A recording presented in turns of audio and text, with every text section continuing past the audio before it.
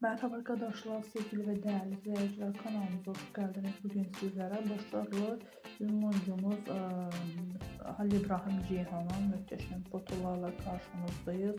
Bir zamanlar Emanet dizisinde yaman rolü canlandıran başarılı ünlü oyuncumuzun sosyal medyamızda güzel fotolar yer almaktadır. Birçok projelere yer alan güzel, başarılı oyuncumuzun yeni özel görüntülerin devamı gelmesini istiyorsanız da yeni dizi kanalımıza abone olmayı unutmayın. Buyurun videomuzu izlemede kalın.